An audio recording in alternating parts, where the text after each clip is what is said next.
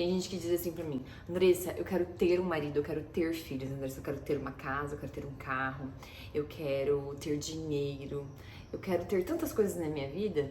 E aí vem um ponto muito importante, que é entender a diferença do que são coisas que a gente pode ter e coisas que são necessárias o ser. Como assim, Andressa? Calma que eu vou explicar. A casa, o carro, são coisas que a gente pode ter, porque aquilo são objetos, são coisas que são possíveis de serem adquiridas. Mas quando a gente vai olhar para ter marido, ter filhos, ter uma boa profissão e tal, a gente já transfere para um outro tipo de leque de atividade, onde é necessário que você faça determinadas coisas, mas que antes de você fazer aquilo, é importante que você seja aquilo, que você tenha aquilo dentro do seu coração. Então, ter filhos é muito diferente de ser mãe. Ter um marido é diferente de ser uma esposa.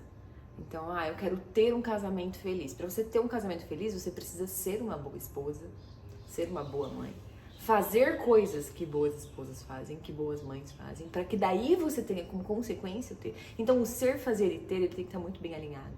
E a maior parte das pessoas se perde aí, porque elas querem ter antes de ser ou antes de fazer. Ou ainda, né, olha para o resultado de determinadas outras pessoas, deseja aquele resultado, mas não olha para o que aquela pessoa fez para que aquele resultado chegasse naquele ponto. Não analisa o que é necessário o que é necessário que eu faça e o que é necessário eu ser para que eu consiga fazer. Então tem gente que me diz assim: mas eu quero muito ter um corpo bom, eu quero ter um corpo saudável, um corpo disposto, um corpo bonito, eu quero ter esse corpo. Só que é muito difícil pra academia, é muito difícil comer bem e tal. Então, percebe que o comer bem e a academia tá em fazer? Então, a gente tem lá o ter um corpo bonito, que não necessariamente tá dentro do leque das coisas que a gente pode obter, uma coisa de posse em si. Não é algo que se compra, né, que se adquire, assim, é algo que se conquista. É algo que fazendo determinadas atividades você vai ter como consequência aquele corpo. E aí você pode me dizer: mas eu não consigo fazer o que tem que ser feito pra ter esse corpo. Muito bem, então, porque você ainda não é. Porque quando você você consegue fazer. Fazendo, você obtém aquele resultado. Essa equação do ser, fazer e ter, ela é muito importante de estar clara dentro da nossa cabeça. Porque quando a gente corrompe essa ordem, alguma coisa dá errado. Quando a gente não faz, a gente desrespeita o tempo. E o tempo, ele não aceita as coisas que são feitas sem ele.